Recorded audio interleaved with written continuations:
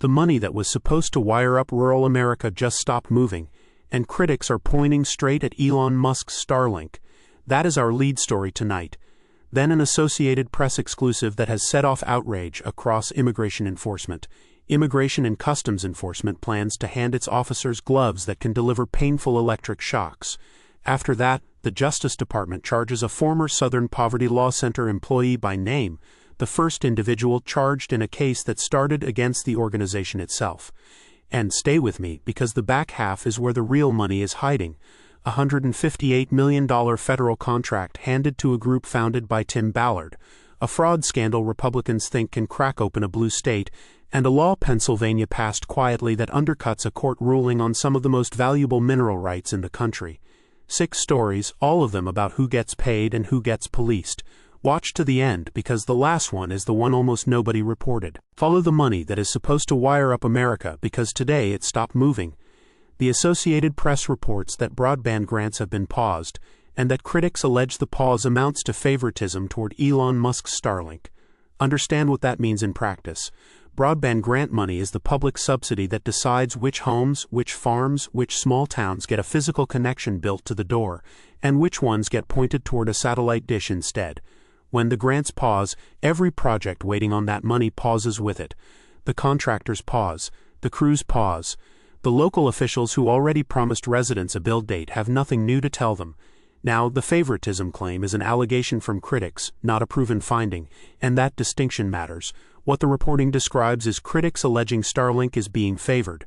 But the allegation lands hard, because Elon Musk's satellite service and traditional ground-based builders are competing for the same limited pot of taxpayer dollars. And whoever writes the rules of that competition is effectively choosing who collects a decade of subscriber payments. For you, the stakes are simple. Whether your household ends up wired or pointed at the sky, and what you pay every single month for it. Watch who lifts the pause when, and whether the criteria quietly change first. Reported by the Associated Press. Next, an Associated Press exclusive that is genuinely hard to read past. The AP reports that Immigration and Customs Enforcement plans to give its officers gloves that can deliver painful electric shocks, and that the plan has already drawn outrage and fears of misuse. Sit with the design of that for a moment, because the design is the story. A shock glove is not a weapon an officer draws, announces, and then puts away. It is worn.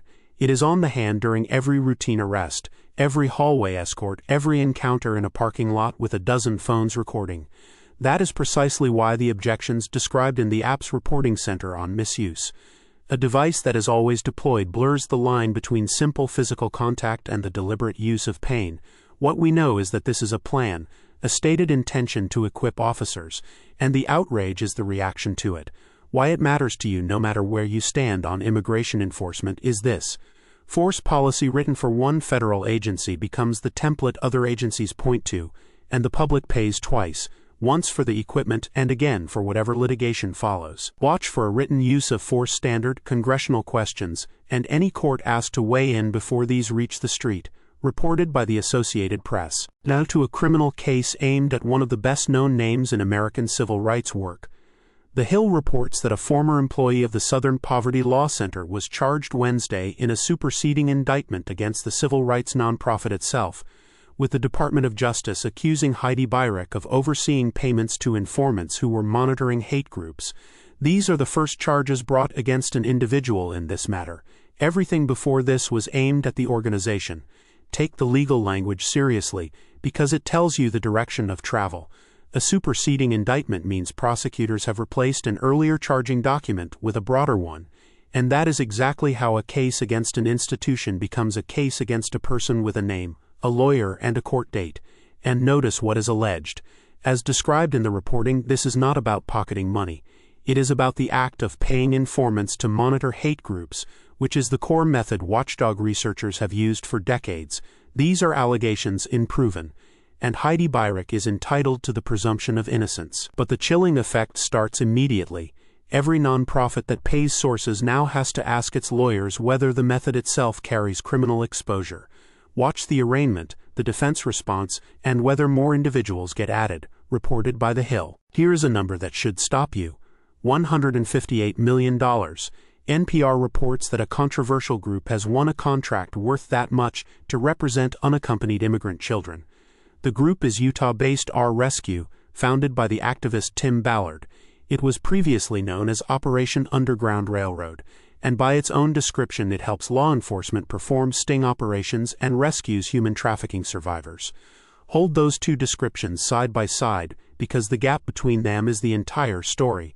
The work being funded is representing children who arrive in this country with no parent and no guardian, children who face a system where the government has lawyers and they very often do not.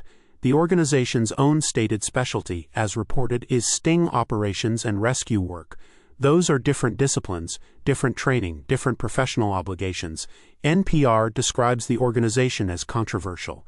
And $158 million is not a pilot program. That is a scale of public money that reshapes who does this work nationwide, and it comes directly out of taxpayer funds. What it means for you is oversight, or the absence of it. What to watch next is whether Congress asks how this contract was awarded, who else bid, what performance standards are attached, and whether the group subcontracts the actual representation.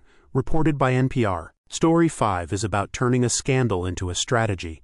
The Associated Press reports that Republicans see a Minnesota fraud scandal as a chance to go on offense in a blue state. Read that sentence carefully, because it is a story about political opportunity, not a new criminal finding. What the reporting describes is a party looking at a fraud scandal in a state that reliably votes the other way, and deciding this is the opening it has been waiting for. Why does that work as a strategy? Because fraud against public programs is the rare issue that does not need translating. It is not ideology. It is money that was supposed to buy something for the public and did not. And every voter, regardless of party, understands the feeling of paying for something they never received. That is why it travels further than almost any other attack line, and why a party that is normally on defense in a state like Minnesota suddenly believes it can play offense there. For your money, the honest takeaway is that the scandal itself is the underlying fact, and the politics are the reaction to it. What to watch next is whether this turns into actual oversight, audits, tightened program controls, and recovered dollars, or whether it stays a campaign message. Reported by the Associated Press. And the last one is the one almost nobody covered, which is usually the tell. The Associated Press reports that Pennsylvania has quietly passed a law undermining a court decision on lucrative mineral rights. Every word there is doing work, quietly, meaning this did not arrive with a press conference or a floor fight anyone watched. A law, meaning the legislature acted.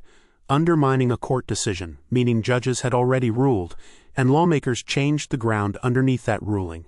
And lucrative mineral rights, meaning what is at stake is ownership of what sits beneath the soil in one of the most productive energy states in the country. Mineral rights are not abstract. They decide whether a family that has held farmland for generations collects royalty checks on the gas below it, or whether someone else does. Court decisions in that area move real money between real households and companies.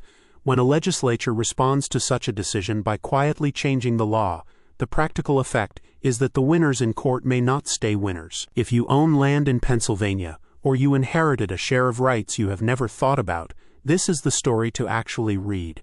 Watch for legal challenges arguing the new law cannot undo what the court already decided.